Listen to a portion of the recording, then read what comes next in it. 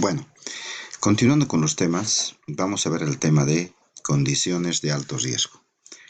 Ese es un tema muy importante y muy interesante a su vez.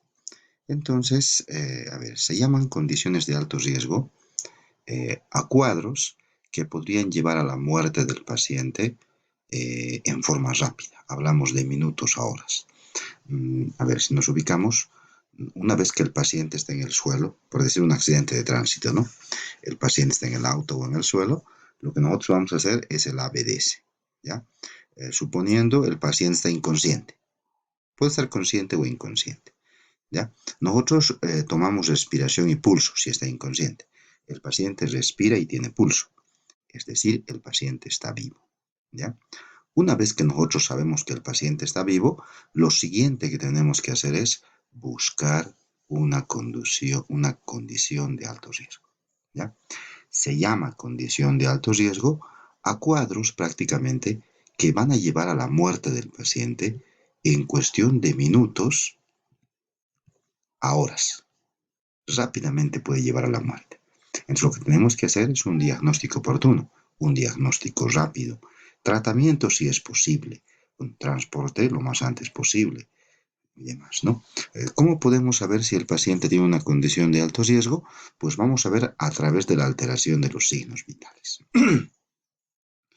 Existen 6 condiciones de alto riesgo que tenemos que buscarlos, ¿ya?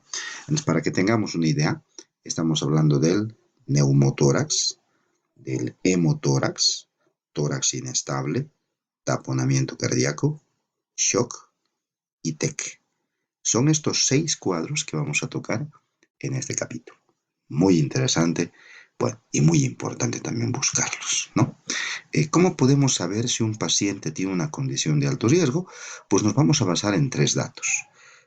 Todo paciente que tenga uno de estos 3 datos, sospechamos condición de alto riesgo, ¿ya? 3. Disnea, alteración del estado de conciencia, alteración del pulso y el llenado capilar. En todo paciente que tenga uno de estos 3, sospechamos una condición de alto riesgo y la buscamos. Vamos a la disnea. ¿Qué quiere decir disnea? Dificultad para respirar, ¿ya? En todo paciente que tenga dificultad o que haya tenido dificultad para respirar, vamos a buscar una condición de alto riesgo. Hay muchas causas de disnea. Hay una disnea de causa respiratoria, donde el pulmón es el que está mal. Una disnea nerviosa, donde el cerebro está mal. Una disnea cardíaca, donde el corazón está mal. Una disnea por alteración sanguínea, donde la sangre tiene alguna dificultad. Una anemia, una hemorragia, por ejemplo, ¿no? Entonces, hay muchas causas de disnea. Entonces, el hecho de que nosotros tengamos disnea es un signo amplio, ¿ya? Que nosotros tenemos que ir a buscar ahora la causa. Otra es alteración de la conciencia. A eso nos referimos con pérdida de la conciencia. Todo paciente que haya perdido la conciencia, que se haya desmayado, independientemente del tiempo, 1 minuto, 5 minutos, 10 minutos, tenemos que buscar una condición de alto riesgo, ¿ya? ¿Cuál es la principal causa para que una persona pierda el conocimiento?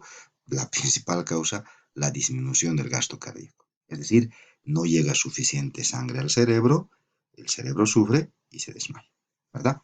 Y aquí podemos tener la hemorragia, por ejemplo, también es una causa, ¿no? Pero también son causas problemas del corazón, arritmias, infartos y demás. El tono vagal, que a momentos también se podría presentar, ¿no? El tono vagal. Alguna vez les ha debido pasar de que una persona al despertar, bueno, pues se levanta y se jala, ¿no? Se levanta de pie y se jala y de repente se marea y se quiere caer. Entonces, ese es el tono vagal. Es el estímulo de este nivel que produce una vasodilatación y una disminución de la presión, ¿ya? Alteraciones cardíacas, decíamos, como también la hemorragia, ¿no? Y otra causa es el TEC, que es un tema muy importante. ¿Qué quiere decir TEC? Traumatismo encéfalo craneal. A eso quiere decir TEC. Una persona que se golpea la cabeza tiene un TEC. Y una persona que se golpea la cabeza, el peligro es que tenga una hemorragia dentro del cerebro. Y producto de esa hemorragia, pues el paciente prácticamente aumenta la presión dentro de la cabeza. Cuadro que se llama hipertensión endocraniana. Y la otra alteración, pues es los síntomas relacionados con la alteración del pulso y el llenado capilar. El pulso se acelera y el llenado capilar se prolonga. Estos signos de la alteración del pulso y el llenado capilar, sobre todo está relacionado con el estado de shock, que también lo vamos a ver. La principal causa de shock, la hemorragia. Entonces, un paciente que tiene una hemorragia abundante, lógicamente, va a tener taquicardia, el pulso más de 100, y el llenado capilar en la uña más de 2 segundos, ¿verdad? Sin embargo, vamos a ver que hay varias otras causas de shock, no solamente la hemorragia. Entonces, importante, ¿no? Bueno, para entender las condiciones de alto riesgo hay que detalles en relación a la parte anatómica y fisiológica. Este es el tórax. Recuerden que el tórax está conformado por el esternón. Este es el esternón, las costillas, 12 costillas a ambos lados, articulados en el esternón y articulados en la columna dorsal, ¿no? Un detalle característico es de que entre cada costilla, si pueden ver, aquí hay un músculo, el músculo intercostal, ¿verdad? Estos son los músculos, lo que son los rectos. Ahora, debajo de todas las costillas, como pueden ver en la imagen, existe un paquete vasculonervioso, debajo de todas estas costillas. A este paquete vasculonervioso, bueno, siempre se habla de una arteria, una vena y un nervio. Siempre están debajo de todas las costillas, ¿ya? Importante. Recuerden que aquí también está el diafragma, que separa tórax de abdomen, el diafragma. Recordarles que el tórax está constituido prácticamente por los pulmones a ambos lados y el corazón en la parte media, ¿no? Entonces, estos pulmones que están a ambos lados determinan un espacio en el medio de los pulmones. A este espacio del medio se lo ha llamado mediastino, ¿ya? Muy importante, ¿de acuerdo? Bueno, todos los órganos están cubiertos por capas, todos. La capa que cubre el pulmón se llama pleura. La capa que cubre el corazón se llama pericardio.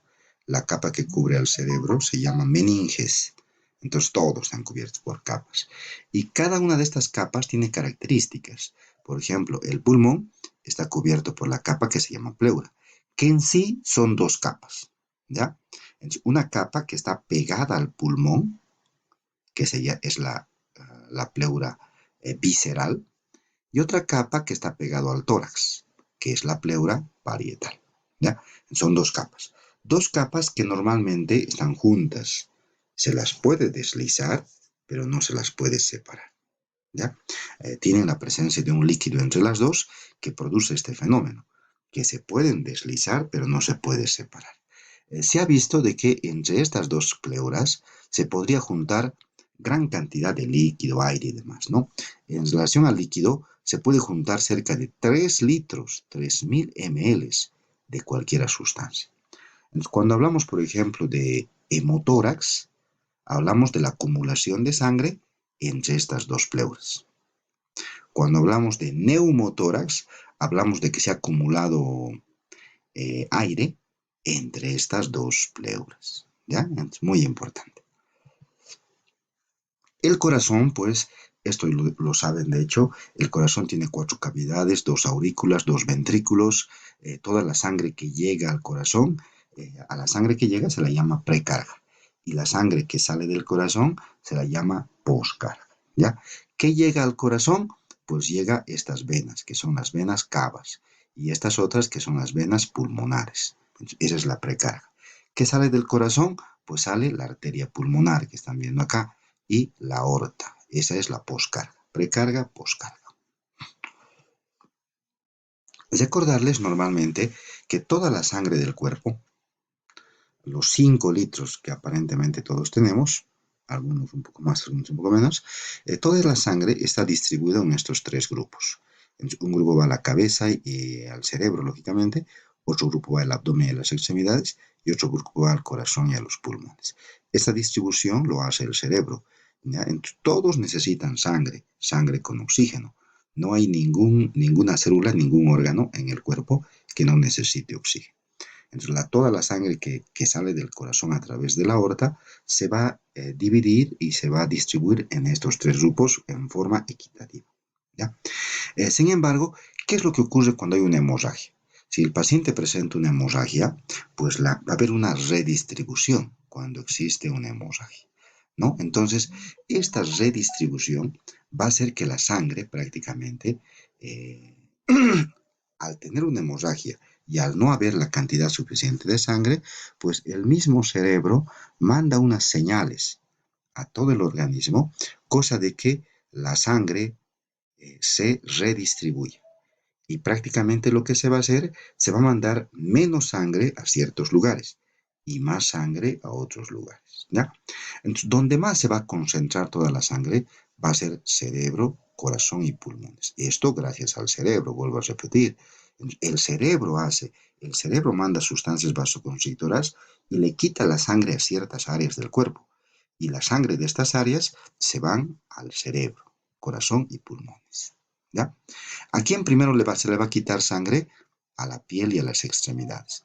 Entonces, cuando un paciente sangra, de ahí de que uno más rápidamente se puede tornar pálido, porque se mandan sustancias vasoconstrictoras a nivel de la piel y las extremidades, lo cual hace que prácticamente se disminuya la sangre a estos lugares, en primera instancia. En una segunda instancia, prácticamente se va a quitar sangre a lo que son las vísceras abdominales, hígado, intestino, riñones y demás. Y la sangre de estos dos lugares se va a centralizar acá, ¿ya? ¿Qué es lo bueno? Bueno, pues lo bueno es de que aún teniendo una hemorragia, el paciente sobrevive y el paciente sigue vivo, ¿ya? Eso es lo bueno, se mantiene la vida, que es bueno, el objetivo prácticamente, ¿no? Pero también existe una cosa mala. Al existir esta redistribución de sangre, el paciente aguanta más, tolera más una hemorragia, ¿ya? Entonces, se mantiene la vida porque más va a llegar sangre a estos tres órganos. Pero, ¿qué pasa con estos dos? Entonces, al no llegar la suficiente cantidad de sangre a la piel, a las extremidades y a las vísceras abdominales, estos tejidos de estos dos lugares empiezan a formar energía y a cambiar su metabolismo. O sea, normalmente el organismo tiene que conseguir energía, el ATP, ¿no? Y lo consigue a través del ciclo de Krebs, que lo van a ver en bioquímica, ¿no? Este ciclo de Krebs lo que forma es energía, ATP. Y el ciclo de Krebs funciona gracias a la presencia de oxígeno. Somos seres aerobios, dependemos del oxígeno, ¿ya? Estos dos lugares, al no tener oxígeno y al tratar de sobrevivir, van a cambiar su metabolismo a un metabolismo anaerobio. Es decir, van a empezar a producir energía, pero sin necesidad de oxígeno, ¿ya? Para poder sobrevivir. Entonces, ese cambio del metabolismo hace que estas células sobrevivan, que no se mueran. Eso es tal vez la parte buena. Pero este metabolismo anaerobio es un metabolismo no adecuado. El metabolismo anaerobio, si bien va a formar energía para que estas células vivan, también va a formar muchas sustancias tóxicas. Sustancias tóxicas que van a empezar a intoxicar al organismo. Entonces, este fenómeno que se produce cuando hay una hemorragia es un fenómeno para salvar la vida del paciente. Pero en cuanto el paciente llegue a un hospital y demás, tiene que equilibrarse. Y hay que ponerle suero, hay que ponerle líquido y en algunos casos hasta sangre. Ya que si no equilibramos al paciente, si no hacemos que se equilibre, estas células de estos dos lugares van a formar estas sustancias tóxicas. Y al formar sustancias tóxicas, lógicamente el paciente se va a empezar a poner mal, ¿ya? Bueno, entonces vamos a ver estas condiciones de alto riesgo. Vamos a empezar con el neumotórax, aire entre las dos pleuras, ¿ya? Vamos a hablar del neumotórax, vamos a hablar del taponamiento cardíaco, del hemotórax, del tórax inestable, del shock y del TEC. Son 6 condiciones de alto riesgo. El neumotórax es uno de los más frecuentes, que se puede producir tanto en trauma del tórax como también por un apuñalamiento, una herida por arma blanca, ¿ya? Entonces, vamos a empezar con lo que es el neumotórax.